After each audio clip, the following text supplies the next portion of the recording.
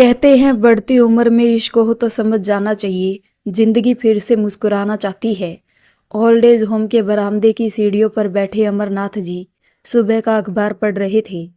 घर के बंटवारे के बाद दोनों बेटों और बहुओं के बीच अमर को लेकर झगड़े होते रहते थे, जिन्हें देखते हुए अमर ने खुद ही ओल्ड एज होम में आने का मन बना लिया, जहां उन्हें अपने कुछ पुराने दोस्त भी मिल गए थे। जब घर से निकले तो हाथ में सिर्फ एक बैग था, जिसमें कुछ कपड़े और कुछ जरूरी सामान था। बेटे बहू ने रोका तक नहीं और इस बात से आहत होकर अमर ने घर वापस न आने का मन बना लिया। पिछले 6 महीनों से वो यहीं ओल्ड एज होम में थे, खुश थे, लेकिन मन में अभी भी एक खालीपन था। अमर के साथ यहाँ 11 लोग और थे, सभी अपने बच्चों से आहत होकर यहाँ आए थे।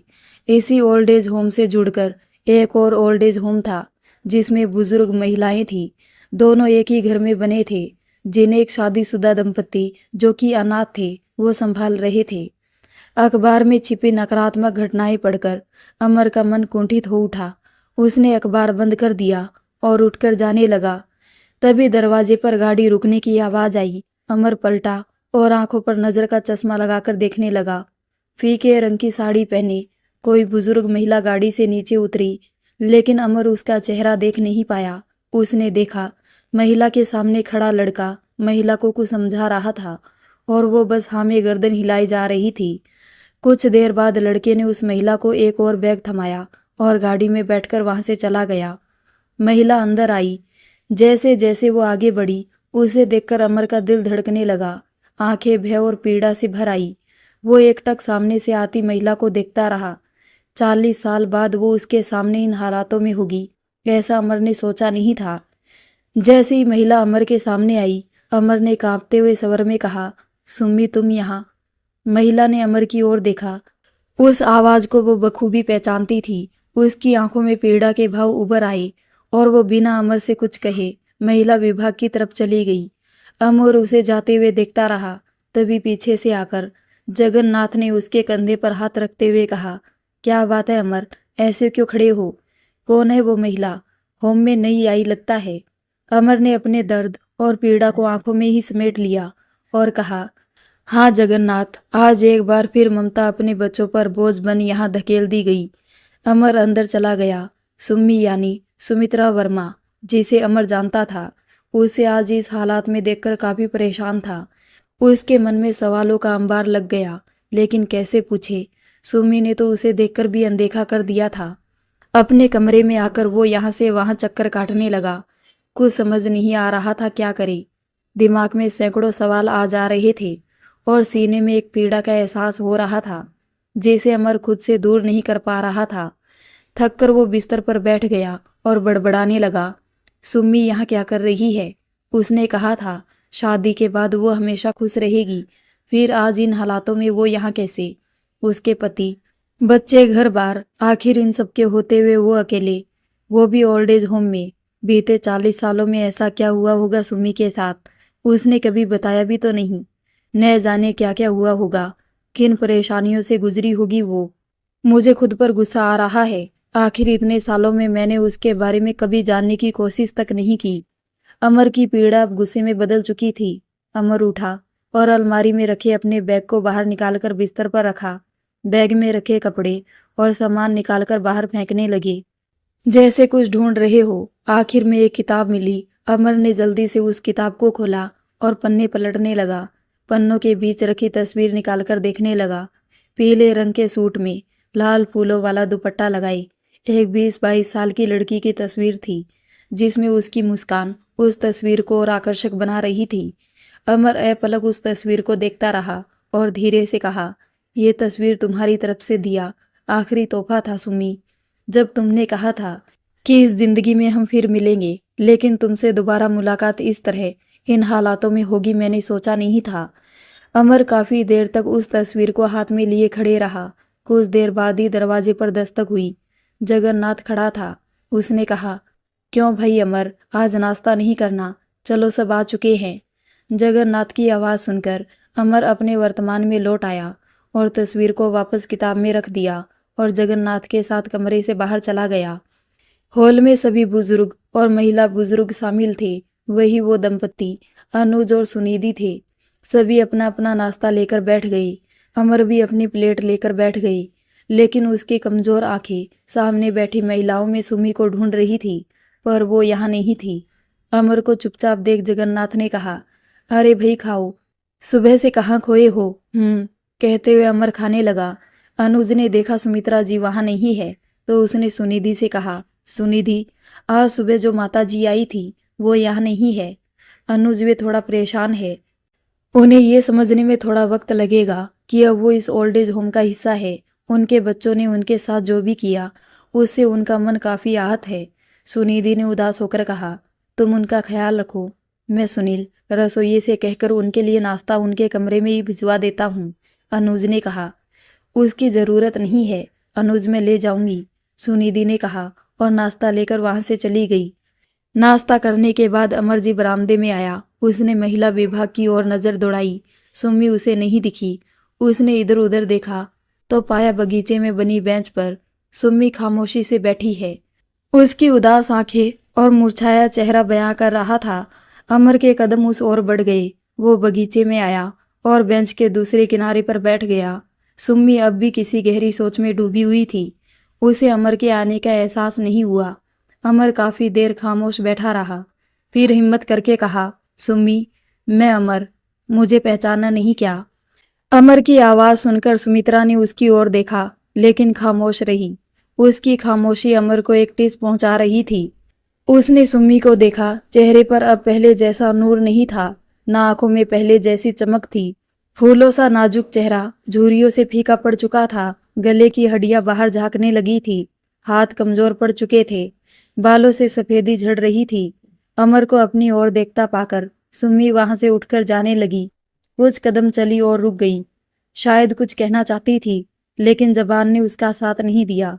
अमर बेंच से उठा और कहा, मैं जानता हूँ तुमने मुझे पहचान लिया है। क्या अब मैं जान सकता हूँ कि तुम यहाँ इस हालत में कैसे? कुछ सवालों के जवाब नहीं हुआ करते हैं अमर। मुझे नहीं पता था मेरी किस्मत में तुमसे फिर से मिलना लिखा होगा, सुम्मी ने पहली बार कुछ कहा। अमर को इतने सालों बाद सुम्मी की आवाज सुनकर एक खुशी का एहसास हुआ। उसने धीरे से कहा, क्या मेरा तुम पर अब कोई हक नहीं है? वो बस हक 40 साल पहले ही दफन हो चुके हैं अमर। इस बेदर्द जिंदगी के कुछ साल और बचे हैं। इसमें अब और दर्द नहीं चाहती। उसकी आवाज भर आई और बिना अमर की बात सुने वहां से चली गई। सुमित्रा के जाने के बाद अमर उसे जाते हुए देखता रहा और फिर वापस अपने कमरे में चला आया। मन में उथल पुथल थी। सुम्मी का उससे इस तरह से बात करना उसे समझ नहीं आ रहा था, जबकि आखिरी मुलाकात में सुम्मी ने कहा था, जिंदगी में अगर कभी किसी मोड़ पर सामना हुआ तो हम अच्छे दोस्तों की तरह मिलेंगे। अमर बेचैनी से कमरे में यहाँ से वहां घूमने लगा। ये सामने पड़ी कुर्सी से उसका पैर टकराया और उस पर रखा उनका चश्मा नीचे गिर गया, जिसमें दरार आ गई। अमर ने उसे उठाया तो चश्मे का पुराना शीशा चरमराकर गिर गया। अमर उसे देखने लगा। यह काफी पुराना चश्मा था उनके पास, लेकिन आज ये भी जवाब दे गया। उन्होंने टुकड़ों को उठाया और जोड़ने की कोशिश करने लगा। तभी उधर से गुजरते हुए अनुज ने देखा तो उनकी ओर चला आया और उनके हाथ में टूटा हुआ चश्मा देखकर कहा, अरे अमर अंकल, लाइए मुझे दीजिए, मैं बाहर ही जा रहा हूँ, ठीक करवा देता हूँ। अरे नहीं बेटा, ये ठीक है, मैं इसे जोड़ देता हूँ, अमर ने कहा। अरे अंकल, ये कैसे जुड़ेगा? इसके एक साइड का शीशा तो पूरा खराब हो चुका और दूसरा टूट गया। मैं सुनिधि की दवाइयाँ लेने बाहर जा रहा हूँ, लाइए मैं सही करवा देता हूँ, अनुज ने अपनेपन से चश्मा लेकर देखते हुए कहा। नहीं बेटा, तुम खामखा परेशान हो रहे हो, फिजूल खर्ची होगी, अमर ने कहा। लो, इसमें कैसी फिजूल खर्ची? आप कोई पराये थोड़े हो। अगर आपने अब ना कहा तो मैं बुरा मान जाऊंगा, अनुज ने कहा। तो अमर मुस्कुरा उठा और हामी भर दी। अनुज चश्मा लेकर वहां से चला गया। अमर जी बाहर बरामदे की सीढ़ियों पर आकर बैठ गया। उसे कुछ महीनों पहले की घटना याद आ गई। कुछ काम करते हुए अमर ने चश्मा उतारकर बिस्तर पर रखा और अपना काम करने लगा। तभी उनका 10 साल का पोता भागते हुए आया और बिस्तर पर चढ़ गया। लेकिन जैसे वो बिस्तर पर चढ़ा, वहां रखे अमर के चश्मे पर पोते का पैर पड़ गया और चश्मे का शीशा टूट गया। ये देखते ही पोते ने घबराकर कहा, आई एम सॉरी दादाजी, प्लीज मम्मी पापा को मत बताइएगा, वरना वो मुझे बहुत डांटेंगे, प्लीज दादाजी, प्लीज दादाजी। अमर ने प्यार से उसके सिर पर हाथ फेरा और कहा, नहीं कहूँगा, जाओ खेलो। बच्चा वहां से चला गया। अमर ने चश्मा को देखा, वो टूट गया था। उसने उसे साइड में रख दिया। अगले दिन जब अमर का बेटा विकास ऑफिस जा रहा था तो अमर ने उसे चश्मा देते हुए कहा, बेटा, ये चश्मा जरा टूट गया है, इसे ठीक करवा दोगे? विकास, जो कि पहले ही झुंझलाया हुआ था, उसने कहा, मैं ऑफिस का काम करूं या फिर आपका चश्मा ठीक करवाता फिरूं? आप तो दिन भर घर में पड़े रहते हैं। मुझे दिन में न जाने कितने ही लोगों से मिलना जुलना लगा रहता है। समझ सकता हूँ बेटा, लेकिन क्या करूँ, चश्मे के बिना अखबार में छपे बारीक अक्षर दिखाई नहीं देते। अमर ने धीरे से कहा, 2-4 दिन अखबार नहीं पढ़ेंगे तो कौन सा कुछ हो जाएगा। सुबह सुबह दिमाग खराब मत कीजिए, ये रोज का है आपका, कभी कुछ चाहिए कभी कुछ। अभी पिछले महीने ही मैंने आपको एक नए चप्पल लेकर दिए थे। पैसे क्या पेड़ पर उगते हैं, कुछ दिन काम चला लीजिए, फिर बनवा दूंगा नया चश्मा, विकास ने गुस्से से कहा और वहां से चला गया। अमर की आंखों में नमी तैर गई। जिस बच्चे की जरूरतें और ख्वाहिशें पूरी करते वक्त अमर ने कभी बजट नहीं देखा, आज वही बेटा उन्हें पैसे की अहमियत समझा रहा था। अमर चुपचाप वापस अपने कमरे में चले आई और चश्मे को देखने लगे। कुछ देर बाद उनका पोता दौड़ता हुआ आया और ग्लू की बोतल देकर कहा, ये लीजिए दादाजी, इससे आपका चश्मा वापस चिपक जाएगा। बच्चे की बात सुनकर अमर मुस्कुरा दिया और चश्मे को चिपकाने लगा। उससे वो काम चलाऊ तो बन ही गया, लेकिन उसके बाद ना कभी अमर ने चश्मे का जिक्र किया, ना ही विकास ने वो चश्मा कभी ठीक करवाया। अमर पुरानी यादों में खोया था। तभी सामने से मोहन राव आता दिखाई दिया। उसके हाथ में रंगीन डब्बा था, जिसे अमर के सामने खोलकर उसने कहा, लो अमरनाथ, मिठाई खाओ। अमर ने एक टुकड़ा मिठाई का उठाया और कहा, ये किस खुशी में मोहन राव, आज मेरे बेटे का जन्मदिन है। अभी अभी घर का नौकर मिठाई देकर गया है, भगवान उसे लंबी उम्र दे, मोहन राव ने बगल में बैठते हुए कहा। अमर ने सुना तो गुस्से से उसकी भौहें तन गई और उसने कहा, जिस बेटे ने तुम्हें यहाँ मरने के लिए छोड़ दिया, उस बेटे के जन्मदिन की खुशियां मना रहे हो तुम? मोहन राव मुस्कुराया और कहा, क्या फर्क पड़ता है अमरनाथ, आखिर है तो अपने ही बच्चे, तुम मिठाई खाओ। फर्क क्यों नहीं पड़ता मोहन राव, आज के दिन भी वो तुमसे मिलने नहीं आया, बस नौकर के हाथ मिठाई का डिब्बा भिजवा दिया। कैसा जमाना आ गया है, जिम्मेदारियों को बच्चे अब वो समझने लगे हैं। क्या उनके पास हमसे मिलने को 5 मिनट भी नहीं है? अमर के होठ गुस्से से कांप रहे थे। गुस्सा मत करो अमरनाथ, उसने याद रखा इतना ही काफी है। अपनी औलाद से भला कैसी नफरत, मोहन राव ने भावुक होकर कहा। अमर ने मिठाई का टुकड़ा वापस डिब्बे में रखा और उठकर जाने लगा। जाते जाते रुका और पलटकर कहा, ऐसी औलाद से तो अच्छा हम बेऔलाद रहते। अमर जी वहां से चला गया। कुछ ही दूरी पर खड़ी सुमित्रा खामोशी से सब देख रही थी। मोहन राव ने जाते हुए अमर को देखा और फिर खुशी खुशी सबको मिठाई खिलाने लगा। ऐसा ही था ये ओल्ड एज होम, जहां बच्चों के बुरे व्यवहार के बाद भी ये बुजुर्ग उनकी सलामती की दुआ कर रहे थे। सुमित्रा अपने कमरे में चली आई। उनके कमरे में राधा, स्वरूपा नाम की 2 औरतें और थी। सुमित्रा खामोशी से आकर उनके बिस्तर पर बैठ गई और खिड़की के बाहर देखने लगी। बाहर सड़क पर एक ठेले वाला कांच की चूड़ियां बेच रहा था। उन रंग बिरंगी चूड़ियों को देखकर सुमित्रा का मन अतीत में भटकने लगा। सुमित्रा अपने हाथ में कांच की चूड़ियां पहने आई और अपने दोनों हाथों को अमर के सामने करते हुए कहा, कैसी है मेरी चूड़ियां? सुम्मी, तुम ये कांच की चूड़ियां क्यों पहनती हो? किसी दिन तुम्हारे हाथ को घायल कर देगी ये। अमर ने बेचैनी से कहा, ये मैं इसलिए पहनती हूँ क्योंकि ये बहुत प्यारी आवाज करती है। सुमित्रा ने अपने दोनों हाथों की चूड़ियों को बजाकर कहा। अमर ने उसके दोनों हाथों को थाम लिया और कहा, लेकिन ये तो सिर्फ कांच की चूड़ियां हैं। हमारी शादी के बाद मैं तुम्हें सोने की चूड़ियां बनवा कर दूंगा, जो कि आवाज भी करेगी और तुम्हारे हाथों को नुकसान भी नहीं पहुंचाएगी। क्या सच में? सुमित्रा ने आंखों में चमक भरते हुए कहा। हाँ सच में, बस कल से तुम ये कांच की चूड़ियां मत पहनना, अमर ने कहा। अच्छा तो फिर कर लो शादी और पहना दो सोने के कंगन, सुमित्रा ने कहा और वहां से भाग गई। चूड़ी वाले की आवाज कानों में पड़ी। सुमित्रा की तंद्रा टूटी और सहसा ही उसका ध्यान अपने हाथों पर गया, जिसमें कुछ कांच वाली चूड़ियां थी। उनका रंग फीका पड़ चुका था। उन चूड़ियों को देखते ही मन फिर अतीत में भटक गया। पति की मौत के कुछ दिन बाद उसके हाथों में सोने के कंगन देखकर उसकी बहू ने कहा, माँ जी, इस उम्र में ये कंगन आपके हाथों में शोभा नहीं देते। आप इन्हें निकालकर कुछ सिंपल चूड़ियाँ पहन लीजिए। बहू के कहने पर सुमित्रा ने वो कंगन निकाल दिए, लेकिन सिंपल चूड़ियों के नाम पर उसे एक कांच की चूड़ियाँ मिली जो आज भी हाथों में थी। उसकी आंखों में आंसू भर आई। चूड़ी वाले की आवाज़ उसके कानों को पीड़ा पहुंचा रही थी। उसने आंसू पोंछे और खिड़की बंद कर दी। अमर और सुमित्रा दोनों की जिंदगी में दर्द था, लेकिन दोनों एक दूसरे के दर्द से अनजान थे। अमर सुमित्रा ही क्या, बल्कि उस ओल्ड एज होम में रहने वाले सभी लोगों की कोई ना कोई कहानी थी, जिसके चलते वे सब यहाँ थे। पुरुष विभाग में 12 लोग थे और महिला विभाग में 9 महिलाएं। इन सब की अपनी अपनी दर्द भरी कहानियां थी।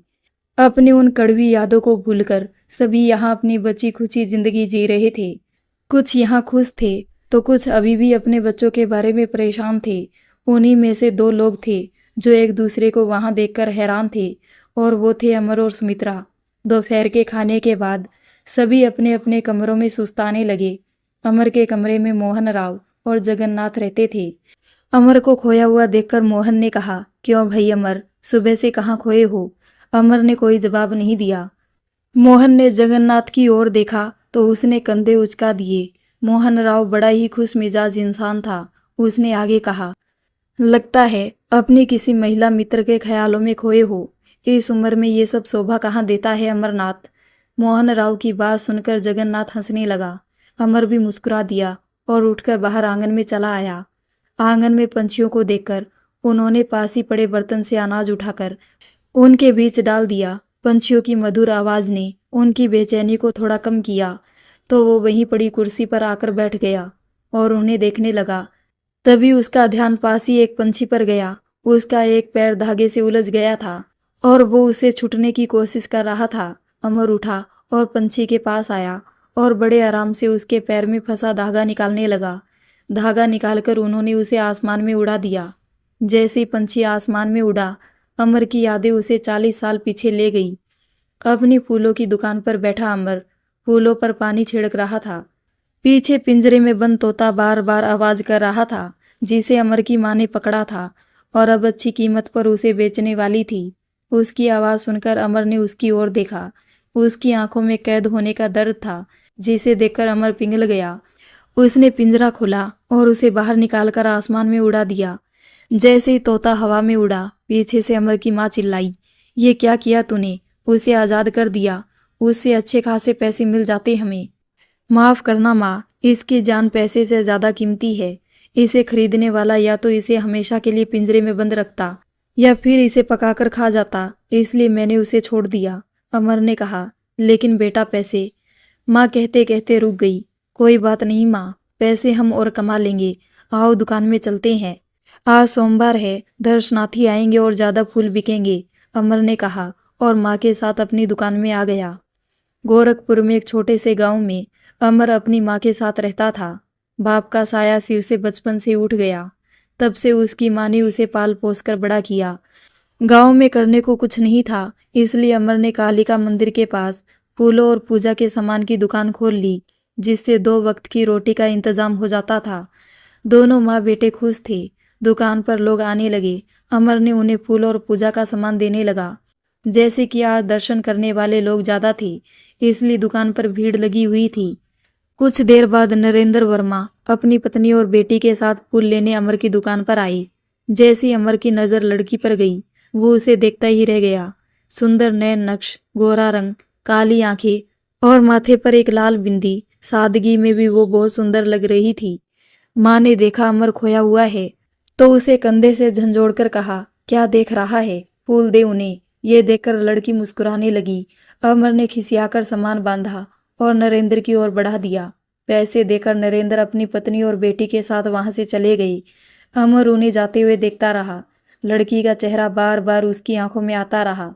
सारा दिन वो उसी के बारे में सोचता रहा। रात में ठीक से सो भी नहीं पाया और उठकर बैठ गया। अगली सुबह अमर जल्दी दुकान पर चला गया और उस लड़की का इंतजार करने लगा, लेकिन लड़की नहीं आई। अब हर रोज अमर उसका इंतजार करता, पर लड़की नहीं आई। बेचैन सा वो रास्ता निहारता रहता। अगले दिन सोमवार था और अब तक अमर उम्मीद छोड़ चुका था। बेमन से वो फूलों पर पानी छिड़क रहा था। तभी एक मीठी सी आवाज उसके कानों में पड़ी, कुछ ताजा फूल और पूजा का सामान दे दीजिए। अमर ने सामने देखा तो उसे विश्वास नहीं हुआ। सामने वही लड़की खड़ी थी। वो एक बार फिर उसकी आंखों में खो गया। कुछ देर बाद लड़की ने कहा, पूजा का सामान। हाँ हाँ, 1 मिनट देता हूँ, अमर ने हकलाते हुए कहा। लड़की से नजरें बचाकर वो सामान बांधने लगा। बीच बीच में वो लड़की की ओर देख भी लेता था और लड़की उसे। लड़की ने पैसे दिए और सामान लेकर वहां से चली गई। अमर का चेहरा खुशी से खिल उठा। अब उसे हर रोज सोमवार का इंतजार रहने लगा। बाकी के 6 दिन उसे नागवार गुजरने लगे। महीनों निकल गए। हर सोमवार लड़की उसकी दुकान पर आती और पूजा का सामान लेकर चली जाती। इसके अलावा दोनों में ना कोई बात होती, ना ही वो मिलते। नजर बचाकर बस एक दूसरे को देख लेते। दोनों के बीच एक अनजाना सा रिश्ता बन चुका था। एक सोमवार की सुबह अमर ने अच्छे अच्छे फूल निकालकर अलग रख दिए ताकि उस लड़की को दे सके। उसकी माँ जैसी उन्हें उठाने लगी, अमर ने टोकते हुए कहा, अरे माँ ये सामान उस लड़की का है। किस लड़की का? उसी का जो हर सोमवार यहाँ से फूल लेती है। यहाँ से तो कई लोग फूल लेते हैं, ये किसका है? अरे माँ, जो अकेली आती है वही लड़की। बेटा, उसका कोई नाम तो होगा ना। अमर सोच में पड़ गया।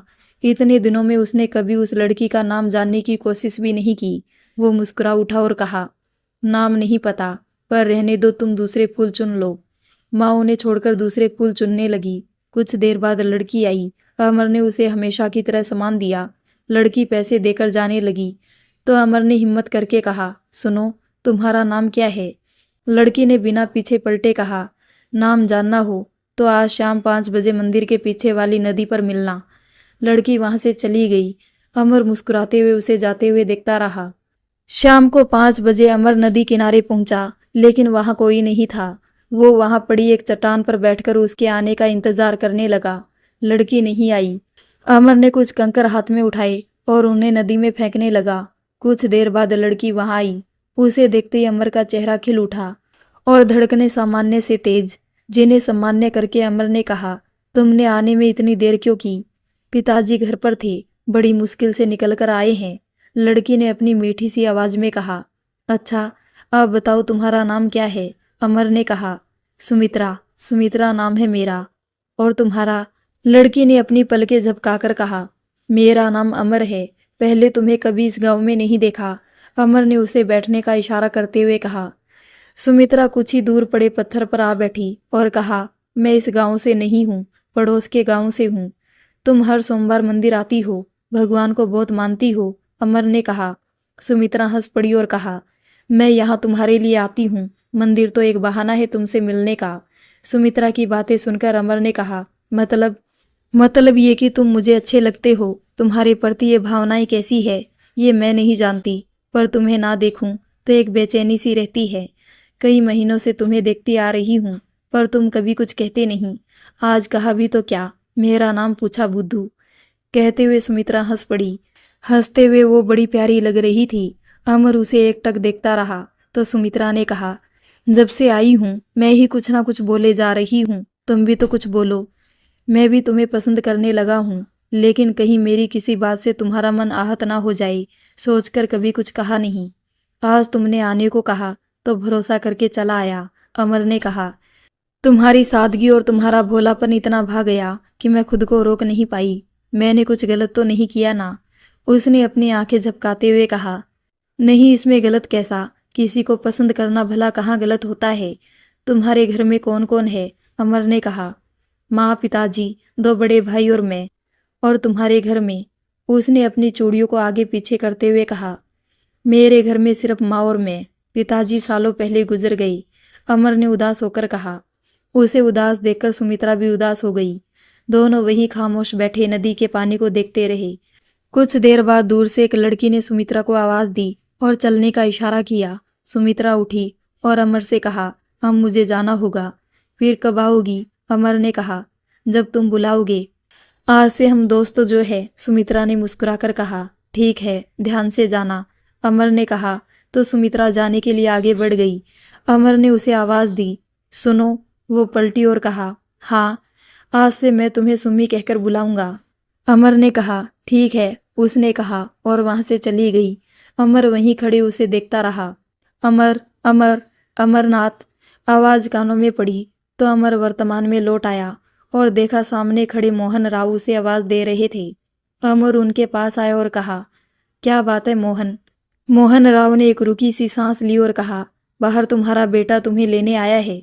अमर ने जब सुना कि उसका बेटा उसे लेने आया है तो उसे गुस्से के साथ साथ हैरानी भी हुई। वो अनुज के ऑफिस नुमा कमरे में आया और वहां अपने दोनों बेटों को एक साथ देखकर चौंक गया।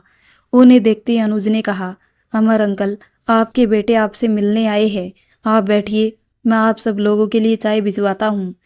उसकी ज़रूरत नहीं है अनुज, इनसे कहो यहाँ से चले जाए, अमर ने गुस्से से कहा। लेकिन क्यों पापा? मैंने और भैया ने एक नई कंपनी खोली है, उसी की खुशी में शाम को घर पर पार्टी है, सभी मेहमान आएंगे, आप वहाँ पे होंगे तो अच्छा लगेगा, अमर के छोटे बेटे रवि ने कहा। ओ, तो मेहमानों के बीच तुम्हारी बेइज्जती नहीं हो इसलिए आज बाप की याद आ गई, अमर ने कहा। ऐसी बात नहीं है पापा, सब आपसे मिलना चाहेंगे तो उन्हें हम क्या कहेंगे। चलिए, आप चाहे तो कल सुबह ही यहाँ वापस आ जाना, बड़े बेटे विकास ने कहा। कितने स्वार्थी हो चुके हो तुम लोग। नहीं आना मुझे, अब यही मेरा घर है और यही मेरे अपने, अमर ने कहा और कमरे से बाहर निकल गया। गुस्सा इतना आ रहा था कि अभी की अभी दोनों को धक्के मारकर यहाँ से निकाल दे, वैसे ही जैसे उन्हें निकाला गया था अपने ही घर से। लेकिन अमर ऐसा नहीं कर सका। विकास और रवि ने अनुज से रिक्वेस्ट की कि वो अमर को समझाए, लेकिन अमर ने किसी की नहीं सुनी। निराश रवि और विकास अपनी गाड़ी में आकर बैठ गए। पापा ने तो हमें बेइज्जत करने की ठान ली है, कितना कहा, लेकिन देखो वो आने को तैयार नहीं है, विकास ने स्टेयरिंग पर हाथ मारते हुए कहा। हाँ भैया, आखिर ऐसा क्या कर दिया हमने उनके साथ? यहाँ आने का फैसला भी तो उनका ही था ना, फिर वो ऐसे क्यों कर रहे? रवि ने कहा। कुछ भी हो रवि, लेकिन हमें उन्हें आज की पार्टी में लाना ही होगा, वरना मिस्टर मित्तल से हमें वो डील कैसे मिलेगी, विकास ने सोचते हुए कहा। लेकिन कैसे, क्या करे, रवि ने कहा। घी जब सीधी उंगली से ना निकले तो उंगली टेढ़ी करनी पड़ती है, कहकर विकास ने सामने पड़ी पानी की बोतल से पानी निकाला और अपनी आंखों को भिगो लिया। उसने बोतल रवि की ओर बढ़ाकर कहा, ये ले, तू भी आंखें गीली कर ले और चल मेरे साथ। लेकिन इससे क्या होगा, रवि ने आंखों में पानी मारते हुए कहा। दुनिया में ऐसा कोई बाप नहीं बना जो बच्चों के आंसू देखकर ना पिघले, विकास ने गाड़ी से नीचे उतरते हुए कहा और रवि के साथ एक बार फिर ओल्ड एज होम में चला आया। अमर उस वक्त पौधों में पानी दे रहे थे। विकास और रवि उनके पास आए और दुखी स्वर में कहने लगे, चलिए ना पापा, बच्चों से हमने प्रॉमिस किया है कि आपको साथ लेकर आएंगे, आप नहीं चलेंगे तो वो लोग दुखी होंगे। उनके मुंह से बच्चों का नाम सुनकर और उनकी आंखों में आंसू देखकर अमर का दिल पिघल गया, लेकिन अभी भी उसके मन में गुस्सा भरा था, इसलिए वो वहां से चले गए। लेकिन सामने से आती सुमित्रा को देखकर रुक गए। सुमित्रा ने दोनों लड़कों के उदास चेहरे देखकर अमर से कहा, नसीब वाले हो अमर, जो बच्चे लेने आए हैं, तुम्हें जाना चाहिए। आज पहली बार था जब सुमित्रा ने खुद अमर से बात की थी। अमर ने अपना मन शांत किया तो महसूस हुआ कि उसे भी बच्चों की याद आ रही थी कुछ दिनों से। उसने सुमित्रा की ओर देखकर कहा, सुमित्रा वहां से चली गई और अमर अपना झोला लेने अंदर चला गया। कुछ देर बाद वो अपने एक जोड़ी कपड़े को झोले में डालकर ले आया और विकास रवि के साथ घर के लिए निकल गया। घर पहुंचा तो देखा घर को बहुत सजा रखा था, सारा घर जगमगा रहा था। अमर को देखते ही उसके दोनों पोते और पोती दौड़ते हुए उनके पास चले आई। बहुओं ने बेमन से उनके पैर छुए और तैयार होने चली गई। पार्टी शाम को थी, इसलिए अमर भी बच्चों के साथ उनके कमरे में चला आया और सुस्ताने लगा। यहाँ आकर बच्चों से मिलकर उसे बहुत खुशी हुई। अमर घर को निहारने लगा। एक एक ईंट लगाकर उसने ये घर बनाया था, लेकिन आज इसी घर में उसका कोई हक नहीं था। यहाँ आने के बाद बहुओं ने खाना तो दूर पानी तक नहीं पूछा उन्हें। अमर ने किसी से कुछ नहीं कहा, बस शाम का इंतजार था। पार्टी में सभी बड़े बड़े लोग शामिल हुए। सबने चमचमाते कपड़े पहने थे। इन सबके बीच अमर को अपना सफ़ेद कुर्ता पजामा थोड़ा अजीब ही लगा, जो कि अब पुराना हो चला था। विकास के बॉस जब उनसे मिले तो उन्होंने कहा, क्या ये तुम्हारे बाप है? लगता है किसी गरीब खाने से उठकर आए हैं। दरअसल सर, वो पापा जमीन से जुड़े आदमी है ना, इसलिए उन्हें ऐसा ही रहना पसंद है। मैं तो अक्सर कहता हूँ सोसाइटी के साथ मिलजुल कर रहो, लेकिन ये सुनते ही नहीं है। आइए मैं आपको कुछ और मेहमानों से मिलाता हूँ, कहते हुए विकास उन्हें वहां से ले गया। अमर अपमान का घूंट पीकर रह गई। उस भीड़ में उनका दम घुटने लगा था। वो वहां से साइड में चले आई। पार्टी शुरू हुई तो खत्म होने का नाम ही नहीं ले रही थी। 11 बज रहे थे लेकिन खाना शुरू नहीं हुआ था। सभी बस शराब का लुत्फ उठा रहे थे, यहाँ तक कि रवि और विकास की पत्नियां भी। ये देखकर अमर को बहुत ठेस पहुंची। भूख से उनकी आंतें कुलबुलाने लगी। उन्होंने एक प्लेट उठाई, उसमें कुछ खाना रखकर सीढ़ियों की साइड आकर बैठ गई। एक निवाला तोड़कर जैसे ही उन्होंने मुंह की ओर बढ़ाया, छोटी बहू ने आकर उनका हाथ पकड़कर रोकते हुए कहा, ये क्या कर रहे हैं आप? मेहमानों ने अभी तक खाना शुरू भी नहीं किया और आप यहाँ खाने बैठ गए। जरा भी शर्म नहीं है आप में? थोड़ी देर नहीं खाओगे तो मर नहीं जाओगे? बहू के मुंह से ऐसी बातें सुनकर अमर अवाक था। उसने कहा, बहू, मुझे भूख लगी थी, दोपहर से कुछ खाया नहीं था, इसलिए माफ करना। थोड़ी देर में खा लेना जितना खाना है। कहते हुए बहू ने प्लेट छीन ली। अमर उससे कुछ कहते इससे पहले विकास आया और उनकी बाहें पकड़कर कहा, इस हाल में पार्टी में क्यों आए? मेरी कितनी बेइज्जती हुई वहां जानते हैं आप? आपकी तो कोई इज्जत है नहीं। कम से कम हमारे बारे में तो थोड़ा ख्याल किया होता। अपने कमरे में जाओ, खाना वहीं भिजवा दूंगा मैं। बेबस अमर क्या कहता। उसके पास बोलने के लिए कुछ नहीं था। जिस खुशी से वो आया था, अब वो खुशी धूमिल हो चुकी थी। बिना कुछ कही ही अमर वहां से बच्चों के कमरे में चला आया। तीनों बच्चे सो चुके थे। अमर आकर बिस्तर पर बैठ गया। मन भारी हो चुका था। उसे बीते वक्त की यादों ने घेर लिया। एक चपाती और लीजिए ना, अमर की पत्नी शांति ने थाली में चपाती रखते हुए कहा। अरे नहीं शांति, पेट भर चुका, तुम भी खाना खा लो, बैठो। अमर ने कहा, आपसे पहले मैं खाना कैसे खा सकती हूँ? आप इस घर के मुखिया है, पहले आपको खाना चाहिए और वक्त पर खाना चाहिए। शांति ने पानी का गिलास उनकी ओर बढ़ाकर कहा, तुम हो ना शांति, वक्त पर खिलाने के लिए? अमर ने कहा, मैं ना भी रही तब भी हमारे बच्चे आपको वक्त पर ही खाना खिलाएंगे, और इससे भी अच्छा। शांति ने कहा। अमर वर्तमान में लौट आया। कमरे में इधर उधर नजर दौड़ाई और देखा तो टेबल पर नजर गई जहां पानी का जग रखा हुआ था। अमर ने गिलास में पानी डाला और एक सांस में पी गया। लेकिन पानी से भूख कहाँ मिटती है।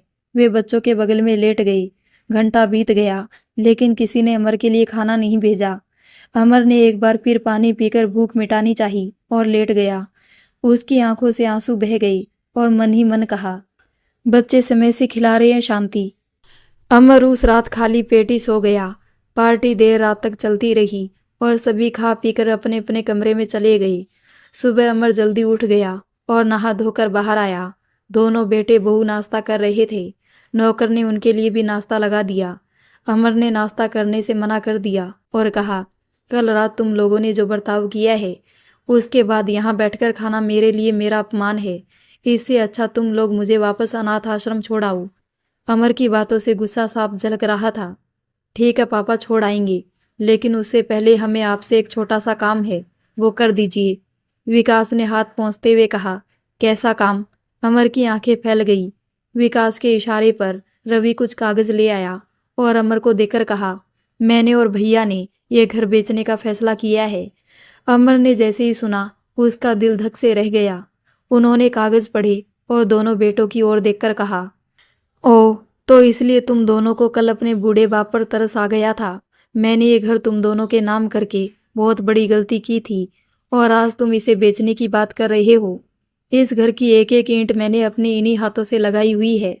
मेरे जीते जी मैं ये कभी नहीं होने दूंगा, समझे तुम लोग? अमर ने कहते हुए पेपर दोनों बेटों के मुंह पर मार दिए। विकास और रवि का चेहरा तमतमा उठा। विकास ने गुस्से से कहा, आप पागल हो गए हैं क्या?